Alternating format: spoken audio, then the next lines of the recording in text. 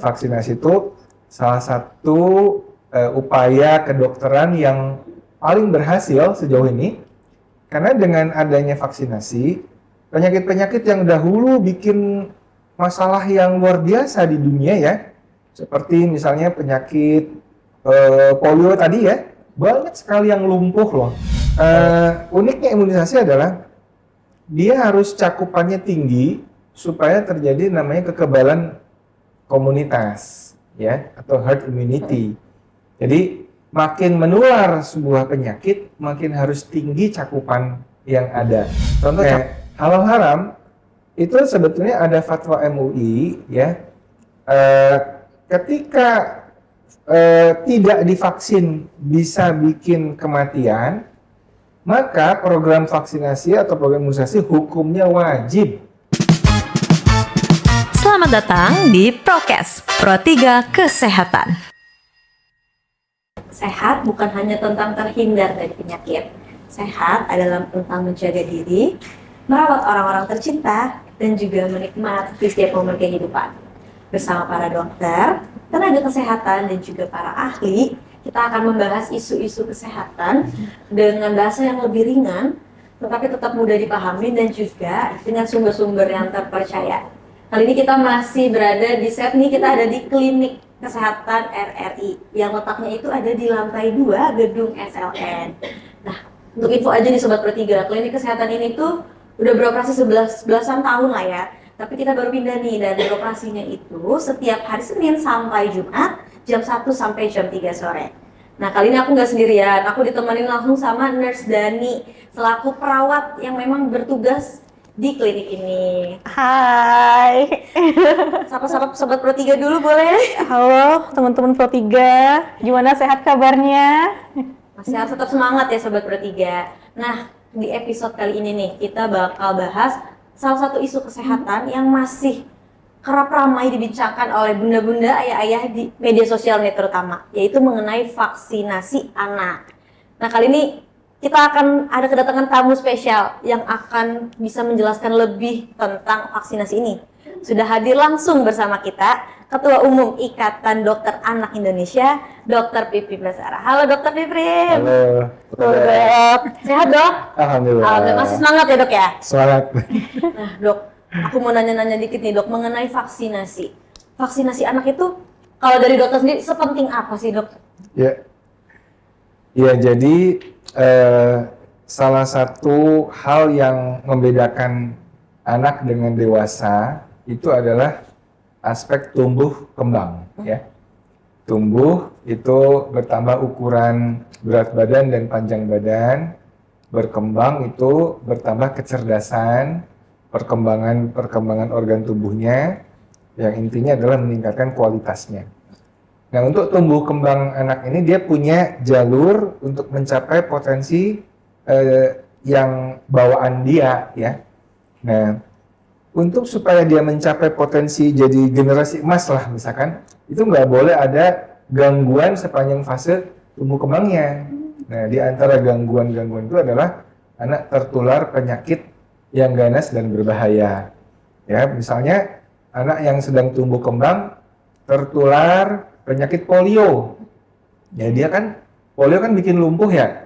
Kan gimana dia bisa jadi Ronaldo misalnya, Ronaldo ya. Itu kan susah kalau lumpuh, ya kan? Oleh karena itu kita mengenal ada upaya suatu ikhtiar yang melindungi anak-anak itu dari penyakit ganas dan berbahaya. Dan ini sebetulnya udah ratusan tahun ya, yang dikenal dengan vaksinasi ya. Vaksinasi itu salah satu upaya kedokteran yang paling berhasil sejauh ini, karena dengan adanya vaksinasi, penyakit-penyakit yang dahulu bikin masalah yang luar biasa di dunia ya, seperti misalnya penyakit polio tadi ya, banyak sekali yang lumpuh loh. Zaman saya kecil itu di sekolah saya tuh banyak yang pakai kerk ya, pakai apa tuh? Tongkat. Itu kakinya kecil sebelah karena kecilnya kena polio. Tapi kan zaman kalian nggak ada kan? Di SD yang kena kuliah lagi kan? Alhamdulillah nggak ada Ya. dok. Tapi baru-baru ada lagi tuh muncul di Aceh. Nah, setelah orang galau dengan vaksinasi, nggak pada mau, muncul lagi kejadiannya. Jadi, vaksinasi adalah upaya yang sangat penting untuk menjaga tumbuh kembang anak supaya dia lebih optimal mencapai generasi emas gitu, kira-kira gitu. Sepenting itu. Berarti penting banget ya. Ya. Nah dok, bagaimana sih kondisi cakupan imunisasi saat ini nih di Indonesia sendiri yang dokter lihat gitu ya dok? Ya, di Indonesia, pokoknya kalau masih ada letupan-letupan KLB atau kejadian luar biasa, itu bisa dipastikan cakupan imunisasinya nggak bagus. Ya. Datanya seperti apa, nanti bisa lihat di websitenya Kemenkes ya. Tapi data-data tentang misalkan seperti masih ada 1 juta anak lebih yang zero dose imunisasi ya, terus masih ada kantong-kantong yang memang kita bayangkan ya beberapa provinsi itu cakupan imunisasinya itu di bawah 10% misalkan gitu. Yang seperti itu kan udah mesti KLB-nya langganan tuh pasti ada ya. Nah, uniknya imunisasi adalah dia harus cakupannya tinggi supaya terjadi namanya kekebalan komunitas ya atau herd immunity. Jadi makin menular sebuah penyakit, makin harus tinggi cakupan yang ada. Contoh campak. Campak itu kan penularnya satu bisa nular ke 12 sampai ke 16 anak lain. Ya. Kalau COVID kan cuma 1 ke 2 atau 3. Jadi campak sama COVID jauh lebih menular campak loh. Lebih bahaya sebenarnya kalau secara angka gitu ya. Lebih menular. Lebih menular. Lebih cepat Bahaya menularnya. Ya, lebih cepat menularnya. Nah, karena lebih cepat menular, maka untuk mencegah supaya satu komunitas itu teratasi terhindar dari campak, cakupan imunisasinya harus di atas 95%. Jadi kalau ada orang yang galau dengan imunisasi, nggak harus cakupannya 0%, yang tadinya 95% turun menjadi 70% aja kalau campak. Itu KLB-nya sudah muncul. Oleh karena itu kita butuh kerjasama semua pihak supaya cakupan imunisasi itu tetap tinggi, ya. Vaksinnya udah ada gratis di puskesmas, ya, di posyandu, tapi nggak dimanfaatkan. Ya, tentu saja KLB-nya akan tetap ada. Dan ngobatin sakit campak dan komplikasi itu bisa sampai ratusan juta, bahkan bisa cacat dan kematian. Itu kan nggak ternilai. Tapi dosis campak itu, satu dosis itu sekitar $1, mungkin 15.000, 20.000 satu dosis yang pemerintah beli ya. Tapi kan itu gratis, kalau masyarakat kan nggak bayar gitu. Nah ini saya kira perbandingan yang perlu dipertimbangkan baik-baik oleh masyarakat kita. Kalau dari Nurse Dani sendiri, ada pengalaman nggak nih kira-kira mengenai pasien-pasien imunisasi? Bukan pengalaman sih dok, ini terjadi di tetangga saya. Sedang hamil kelima, 4-nya lahir, tidak ada yang vaksin. Saya sudah mencoba untuk, ayo divaksin. Tapi budaya mungkin dari kampung halamannya tidak percaya itu. Nah sebenarnya mau nanya sih dok, gimana sih kita menjelaskan ke masyarakat bagaimana cara bekerjanya vaksin ini untuk tidak menularkan? Lebih tepatnya mencegah ya dok ya penularan itu dengan adanya vaksin. Iya, ya. Jadi bagaimana cara bekerjanya vaksin ya? Jadi vaksinasi itu sebetulnya adalah seperti informasi.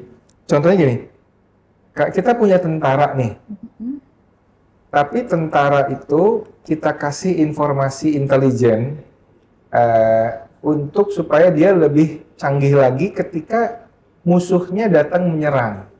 Ya. Tentu tentara yang punya informasi intelijen akan berbeda dengan tentara yang nggak tahu apa-apa tentang musuhnya, gitu ya.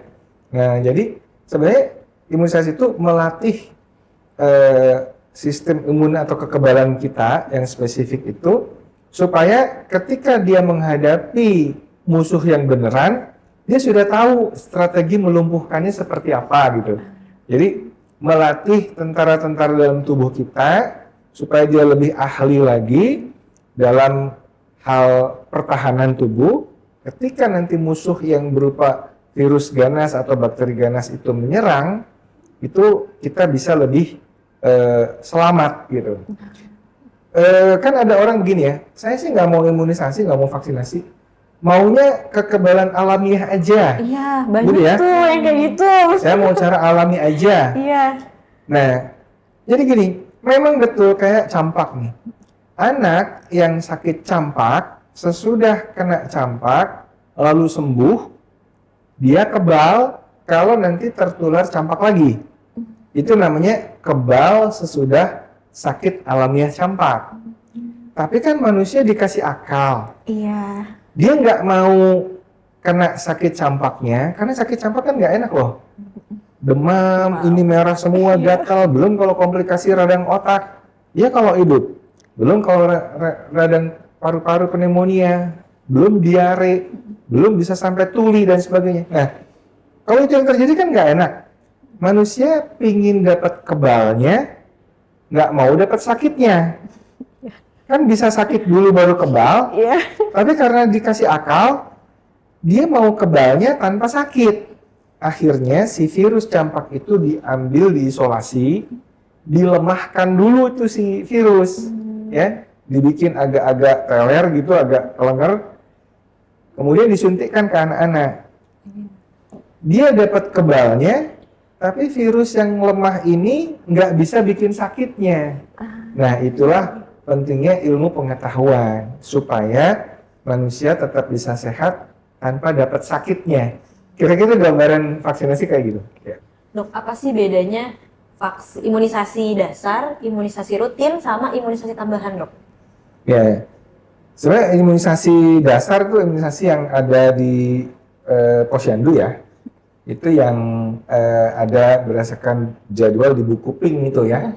Sekarang udah makin banyak dengan ditambahkan kan begitu lahir ada vaksin hepatitis B, nanti umur 1 bulan tuh BCG, 2 bulan itu sekarang udah ada tambahan selain DPT combo ya, DPT, HIV, hepatitis B, polio, kemudian juga ada nanti ditambahkan PCV untuk radang paru-paru dan ada rota virus untuk diare ya. Ini 2 bulan, 3 bulan, 4 bulan untuk diare ya. Nanti ada lagi kalau di IDAI ada tambahan vaksin 6 bulan itu influenza. Apa tuh, Dok? Influenza untuk cegah Flu. flu yang berat ya. Nanti 9 bulan vaksin MR. Ya, ada JE juga tambahannya. Nanti setahun ada lagi. Jadi memang ada ulangan-ulangan. Nah, imunisasi dasar itu imunisasi yang memang sebagai dasar basic yang harus diberikan. Biasanya mencegah penyakit-penyakit yang berbahayanya dengan derajat yang paling berbahaya. Kalau lanjutan, dia sudah imunisasi dasar untuk mempertahankan kekebalannya, itu ada ulangan-ulangan ya supaya dia tetap kebal. Karena kan kekebalan imunisasi ini kadang-kadang ada umurnya tuh. Ada yang bertahan sampai 1 tahun, diulang lagi. Ada yang 10 tahun, ada yang 3 tahun, beda-beda tergantung jenis vaksinnya. Itu jadi imunisasi dasar, apalagi tadi? Rutin dan tambahan ya, Dok? Imunisasi rutin ya kalau dia misalnya seperti influenza itu kan setahun sekali ya. Karena apa? Karena memang setahun sekali itu dia kekebalannya itu menurun, perlu di booster lagi ya. Tapi kayak vaksin-vaksin lain ya kekebalannya lebih panjang ya, sehingga tidak perlu booster rutin ya. Tapi ada juga karena imunisasi itu sebetulnya dari mulai bayi lahir sampai lansia ada vaksinnya.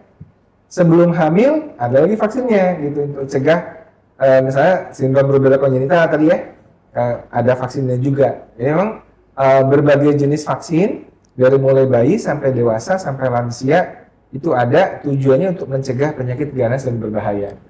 Dok, kita lagi live di TikTok nih, Dok. Nah, ada yang nitip pertanyaan, Dok. Katanya ya, Dok, ada anak yang ketika akan divaksin campak, kemudian tiba-tiba sakit sampai belum sempat vaksin. Nah, apakah vaksin campak masih dibutuhkan ketika anak sudah lebih dari 2 tahun, Dok? Ya, tetap dibutuhkan, karena kan kalaupun betul dia kena campak, kan tetap ada yang rubellanya. Jadi MR itu kan 2 jenis vaksin ya, campak dan rubella, campak dan campak Jerman ya. katakanlah dia udah kebal terhadap campak, tapi kan belum kebal terhadap rubelanya. Jadi tetap aja diberikan vaksin MR, begitu dia sempat, diberikan saja, nggak usah khawatir, ya insya Allah aman, supaya nanti dia terlindung dari penyakit rubella. Rubella dampaknya kalau ke janin jauh lebih berbahaya karena bikin cacat yang cukup mengerikan tadi ya. Ya, rubella itu bisa bikin buta matanya, janinnya, tuli kupingnya, otaknya mengecil, jantungnya bocor. Nah, itu rubella yang bisa dicegah dengan vaksin MR pada bayi 9 bulan, nanti diulang di umur 18 bulan atau 2 tahun. Ya, bisa juga dengan menggunakan vaksin MMR. Berarti kalau pertanyaannya sampai usia berapa seorang anak harus diimunisasi? Tadi kayak kata dokter bilang ya, sampai lansia pun sebenarnya masih butuh vaksin imunisasi. Betul. Ya, kalau anak kan 18 tahun ya. Jadi ya tetap ada episode-episode dia tetap butuh vaksinasi sesuai dengan jadwal. Kalau IDAI itu ada jadwal imunisasi IDAI. Tapi memang yang di IDAI itu nggak semua vaksin itu ditanggung oleh pemerintah. Ya, jadi ada vaksin-vaksin yang memang di luar program, tapi tetap diperlukan, ya, terutama untuk kalangan masyarakat yang memang punya kemampuan untuk bisa membayar di luar program. Ya. Kalau menurut Mbak Dani, gimana Mbak tentang vaksinasi ini, imunisasi? Penting banget sih.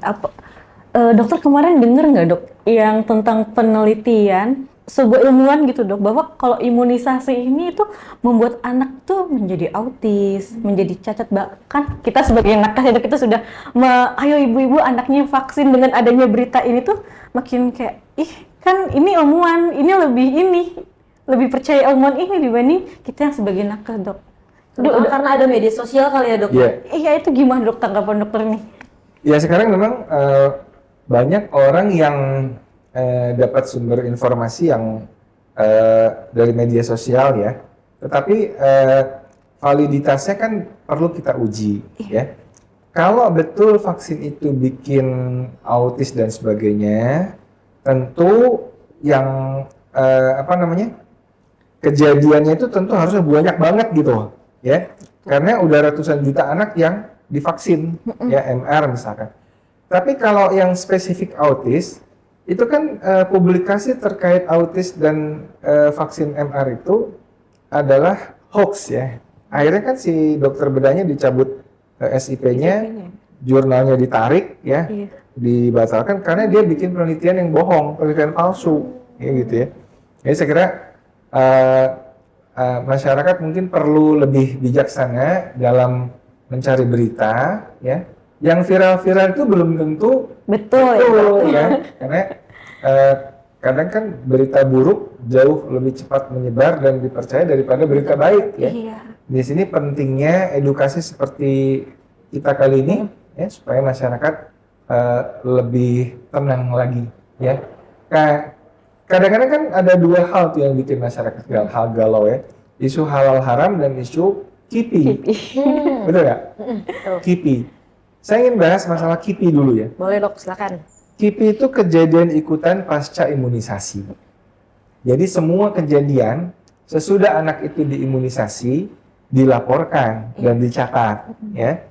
Sekarang saya tanya, kalau ada anak dibawa imunisasi ke posyandu, dibawa naik ojol, kebetulan dia dengan kakaknya, dengan bayinya naik ojol, pada saat itu ojolnya ngantuk, masuk parit, jatuh, ya kan?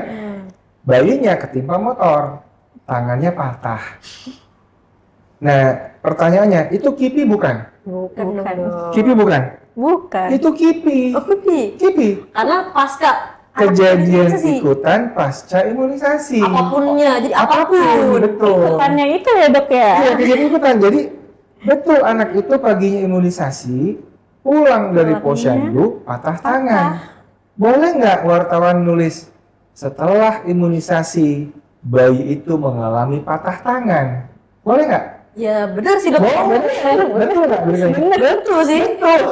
Betul. Nah, itulah KIPI. Nah, KIPI itu kan sering begitu. 2 minggu setelah imunisasi, bayinya kejang-kejang. Iya. KIPI bukan? KIPI. KIPI. Nah, berarti jangkanya berapa lama dok sebenarnya bisa dianggap KIPI nih dok? Kalau 2 minggu sebetulnya udah terlalu lama ya. Nah, yang namanya KIPI itu biasanya 24 jam, 48 jam itu masih masuk KIPI. Yang penting pada saat KIPI adalah betul nggak KIPI-nya itu ada hubungan kausalitas, hubungan sebab akibat dengan vaksinnya. Seperti dulu tahun 2012 ya, ada namanya bayi Marcelino ya. Marcelo apa Marcelino lupa? Marcelo. Di Jakarta Utara. Paginya diimunisasi, malamnya meninggal. Heboh lah, semua heboh lah. Jangan imunisasi lagi deh, bisa meninggal kayak bayi itu gitu ya. Akhirnya agar tidak ada dusta di antara kita, bayi itu diotopsi di RSCM. Pada saat bayi itu datang, saya lagi ada di RSCM itu. Lalu saya tanya, hasilnya apa otopsinya? Ternyata otopsinya bayi Marcel itu meninggal karena ada gumpalan darah beku akibat benturan benda tumpul. Jadi bukan gara-gara vaksinnya, tapi entah dia jatuh nggak ketahuan atau seperti apa. Tapi jelas penyebab meninggalnya adalah benturan benda tumpul. Tapi yang udah heboh kemana-mana, bayi itu meninggal sesudah imunisasi. Karena memang faktanya pagi itu, tapi Betul. nggak ada hubungannya sebenarnya. Nah, itulah KIPI. Balik lagi Balik lagi ke KIPI ya. Jadi itu KIPI. Meninggal pun termasuk KIPI. Tapi penting adalah betul nggak KIPI-nya disebabkan oleh vaksinnya. Nah, ini masalah KIPI supaya kita lebih jelas lagi. Oleh karena itu ada yang namanya Komnas KIPI, ada Komda KIPI. Itu adalah Komnas untuk menyelidiki hubungan sebab akibat antara KIPI-nya dengan vaksinnya. Gitu. Yang kedua masalah halal haram yang bikin. Nah, halal haram itu sebetulnya ada fatwa MUI ya. Ketika tidak divaksin bisa bikin kematian, maka program vaksinasi atau program imunisasi hukumnya wajib. Ya, wajib. Kenapa? Karena kalau nggak divaksin bisa mati. Nah, dalam hal belum ditemukan vaksin yang halal, maka menjadi darurat gitu. Jadi artinya kalau ada vaksin yang halal, alhamdulillah diberikan. Tapi kalau belum ada vaksin yang labelnya halal, maka itu tetap wajib diberikan karena itu untuk melindungi anak tadi dari cacat dan kematian. Gitu kira-kira ya. Masalah halal haram. Ini fatwa MUI udah jelas. Cuman kadang-kadang yang bikin nggak jelas adalah gosip-gosip di mana-mana ketika orang-orang lebih percaya hoax daripada fakta dan manfaat yang ada. Nah dok, mengenai KIPI ya dok, kalau yang aku baca-baca nih di media sosial gitu, ayah bunda mungkin sobat Pro3 nih, salah satu yang paling itu adalah demam. Bener nggak sih dok? Dan itu kayak orang tua tuh suka khawatir nih demam, katanya bisa sampai berapa hari gitu. Itu sebenarnya wajar nggak sih dok? Demam pasca tadi setelah vaksin tersebut? Sebenarnya kejadian demam itu sebenarnya nggak terlalu banyak ya, 20% lah ya. Itu pun nggak semua vaksin demam. Nah, mungkin perlu diperhatikan, bandingkan antara efek samping vaksin yang demam tadi dengan efek penyakit yang dicegah oleh vaksinnya. Apakah kita keberatan bayinya demam mungkin beberapa jam, ya, nggak sampai 1 harian, kadang agak bengkak sedikit, dibandingkan kalau anak kita itu kena penyakitnya seperti difteri. Kalau difteri kan mesti dibolongin tuh lehernya. Pertusis itu batuk 3 bulanan lebih, batuk sampai kenceng banget, sampai kadang-kadang matanya berdarah, pecah pembuluh darah mata gara-gara kuatnya batuk. Kemudian tetanus, kejang-kejang anaknya sadar. Kemudian hepatitis B, itu yang bisa sampai nanti dewasanya bisa kena kanker hati. Kemudian HIV, radang otak bisa bikin cacat. Jadi penyakit-penyakit tadi itu jauh lebih dahsyat daripada demam sebentar yang bisa dialami oleh anak-anak pasca imunisasi gitu. Tapi itu kan nggak semua vaksin bikin demam gitu. Jadi saya kira kita mesti rasional ya membandingkan antara efek samping vaksin dengan efek penyakit yang ganas dan berbahaya. Berarti itu ya sobat Pro3. Jadi point of view-nya yang diubah. Jadi jangan mikirin efeknya, tapi justru efek dari kalau kita melakukan vaksin, apa nih yang kita cegah dari penyakit-penyakit itu, gitu. Nah dok, selain demam gitu ya, kalau yang sering dokter temui gitu, apa sih dok gejala-gejala yang ditemuin setelah anak melakukan vaksin, tapi sebenarnya itu normal aja dok? Ya, kadang-kadang yang bikin panik adalah vaksin DPT ulang pada usia 18 bulan, ya, pada anak-anak yang sedang belajar jalan atau baru bisa jalan, ya kan? Itu kan kadang-kadang anak itu disuntiknya di paha ya. Kan kalau DPT di puskesmas atau posyandu itu kan suka bikin Lingkaran. bengkak dan agak ngilu kan, nyeri Iya, kan. nyeri. Anaknya besoknya nggak mau Rewel. jalan atau dia pincang, panik lah orang tuanya. Nah, padahal ini efek biasa aja karena di daerah suntikannya kan memang timbul reaksi antigen antibodi supaya dia membentuk kekebalan. Tapi ada efeknya tadi ngilu, nyeri sedikit, insya Allah besoknya juga udah hilang. Ini sampai ada yang dibawa ke IGD, ada yang panik, masuk koran dan sebagainya ya. Padahal itu sesuatu yang memang, nah ini pentingnya edukasi oleh, nanti Nas kalau vaksinasi masih edukasi gitu ya. Pasti, Pak. Bu, jangan takut ya kalau ternyata nanti anaknya ada mengalami malas jalan atau kepincangan, itu sementara aja karena bekas disuntiknya memang pegel. Kalau vaksin yang ini ya, nggak semua vaksin, biasanya vaksin DPT yang combo yang bikin Iya. begitu. Itulah hal yang diantaranya yang bikin orang tua panik, tapi sebetulnya nggak apa-apa. Jadi sebenarnya setiap vaksin itu juga punya dampak, bukan dampak apa ya, kayak efek sampingnya beda-beda juga ya dok? Kayak Beda-beda, tadi. tapi sebagian besarnya sih ringan-ringan aja sih. Nah, kalau misalnya ada orang tua yang agak paniknya agak berlebih nih dok, mungkin bisa dikasih tahu kayak kalau udah di atas berapa jam atau berapa hari baru boleh bawa ke dokter gitu, yang dianggap non normalnya tuh berapa sih dok? Sebetulnya kalau demamnya sampai 39 itu boleh diberikan obat penurun panas ya. Kalau demam bisa paracetamol ya. Yang drop itu biasanya sesuai berat badan. Kalau berat badannya katakanlah 6 kilo, paracetamol tetesnya 0,6 mili itu ya. Boleh naik sedikit 0,6 sampai 0,9. Itu diberikan ini. Tapi kalau anaknya masih oke-oke aja, ya nggak usah dikasih obat apa-apa. Nah, yang perlu diwaspadai orang tua dan mesti dibawa ke dokter lagi, itu kalau anaknya demam tinggi sampai 40, anaknya kemudian kok kayaknya anaknya jadi ngantuk terus ya, gitu ya. Karena bisa jadi itu coincidence dengan gejala penyakit lain. Jadi kan pada saat vaksin, ternyata itu sedang inkubasi penyakit virus lain. Nah, kemudian demam lama, demamnya kok 3 hari ya. Biasanya demam vaksin itu dalam beberapa jam sudah selesai. Oh, demamnya sampai 3 hari, berarti bukan gara-gara vaksinnya. Ada penyakit lain? Ada penyakit lain yang kebetulan pas barengan anak itu diimunisasi, tertular juga penyakit yang bareng-bareng gitu, namanya coincidence. Namun sampai dirawat dan sebagainya, yang disalahkan vaksinnya.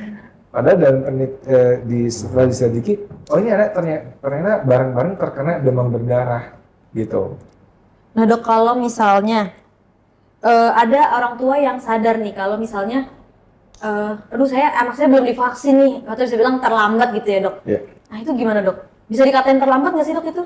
Ya, jadi kalau ada orang tua yang baru sadar, oh ya terlambat nih, atau dulunya galau gitu ya, sekarang baru sadar, baru insaf, setelah dengaran dari prokes RRI, alhamdulillah ya misalnya ya, itu boleh namanya catch up imunisasi atau imunisasi kejar tayang gitu ya.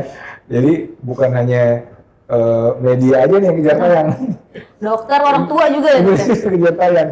Nah, segera dibawa ke dokter, apakah dokter anak ya, ataukah tenaga kesehatan lainnya untuk dilakukan imunisasi kejar tadi, supaya nanti dikejar apa saja yang belum ya. Tentu nanti dokter akan menjelaskan imunisasi apa saja yang bisa diberikan pada anaknya untuk dikejar. Berarti peran orang tua juga di sini penting banget ya dok? Penting. Kesadaran orang tua itu ya dok ya? Betul. Ya. Oke, nah mungkin dok sebagai ketua nih Ikatan Dokter Anak Indonesia, ada pesan apa sih dok untuk para ayah bunda di luar sana? Mungkin ajakan mungkin dok untuk jangan takut, jangan khawatir dengan yang namanya vaksin, supaya bisa menekan si angka tadi zero dose vaksin itu ya dok ya? Iya. Silakan dok. Ya, saya kira kami di Ikatan Dokter Anak Indonesia, ya biasa kami ada 6.000 dokter anak ya di seluruh Indonesia. Itu kami biasa untuk melakukan edukasi, ya advokasi imunisasi, ya termasuk juga untuk meredakan kegalauan emak-emak gitu ya. Jadi kalau masih galau, silakan bisa menghubungi dokter anak terdekat, ya. Karena biasanya informasi-informasi yang miring terhadap vaksinasi itu sumbernya biasanya tidak bisa dipertanggungjawabkan karena imunisasi itu sudah ratusan tahun ya. Indonesia waktu itu 2014 sudah pernah dinyatakan bebas polio ya karena vaksinasinya sangat tinggi cakupannya. Begitu orang pada galau, imunisasi cakupannya turun, polionya muncul lagi ya. Demikian juga pertusis, begitu juga difteri, biasanya mencegah berbagai penyakit yang ganas dan berbahaya. Tentu imunisasi saja harus disertai juga dengan nutrisi yang baik ya. Kemudian juga dengan gaya hidup sehat ya. Tapi nutrisi dan gaya hidup sehat saja tidak cukup untuk mencegah penyakit-penyakit seperti polio, difteri dan sebagainya karena itu harus dengan kekebalan yang spesifik. Jadi untuk orang tua, ayah ibu di mana saja berada ya, jangan khawatir ya, masalah KIPI tadi sudah dijelaskan, masalah halal haram ya, fatwa MUI bahkan bilang program imunisasi itu hukumnya wajib selama vaksin itu bisa mencegah anak-anak dari kematian, dari penyakit-penyakit yang ganas dan berbahaya. Jadi jangan ragu-ragu, kalau masih ada kegalauan silakan hubungi dokter anak terdekat untuk diskusi ya. Biasanya kalau saya nih, kalau orang tuanya ragu, galau, saya suka siapkan video penyakit-penyakit tadi. Saya bilang, Bu, ini kan vaksin ini mencegah difteri. Difteri ini kayak gini loh Bu, sakitnya. Ibu tega nggak anaknya kena kayak gini gitu. Kadang-kadang orang tua karena nggak paham Penyakitnya itu ya, Dok, difteri ya? itu apa sih? Difteri itu kan yang berak berdarah ya, gitu. Difteri dikira disentri, ya pantesan nggak takut ya. Nah, contoh juga di Aceh. Aceh itu juga kenapa waktu supin polio berhasil ya? Jadi strateginya di sana itu teman-teman di Aceh bikin layar tancap ya, dilihat oleh warga di kampung itu, diputarkan film yang memang disukai oleh masyarakat sana. Di tengah-tengah itu breaknya ada film tentang anak yang sakit polio. Nah, ini loh anak kena polio seperti ini. Orang pada takut karena penyakitnya. Ya saya kira orang harus takut yang benar, yang ditakuti yang mana. Jangan sampai dia takut kepada efek samping yang sebetulnya ringan, tapi nggak takut dengan penyakitnya. Gitu ya. Jadi saya kira edukasi seperti ini penting supaya masyarakat bisa lebih percaya lagi. Kalau galau silakan tanya dokter anak yang terdekat, diskusi, dan ibu-ibu bisa juga searching penyakit-penyakitnya seperti apa. Tak kenal maka tak takut. Kalau versi imunisasi tak kenal maka tak takut. Oke, terima kasih banyak Dokter Piprim atas waktu dan kesempatannya. Selamat beraktivitas kembali, Dok. Amin, makasih ya. Ketua Umum Ikatan Dokter Anak Indonesia, Dokter Piprim Basara, dan Sobat Pro 3, ayah bunda di luar sana. Jadi ternyata imunisasi itu penting banget ya, jadi jangan khawatir. Nah, semoga dari tontonan kali ini di podcast episode kali ini, kalian jadi tercerahkan nih. Jadi ada informasi-informasi yang dapat kalian pelajari lagi. Jangan lupa untuk nonton episode podcast Prokes Pro 3 Kesehatan lainnya di YouTube channel RRI Programa 3. Saya Sasa Hania. Saya Nurse Dani. Sampai bertemu di episode Prokes lainnya.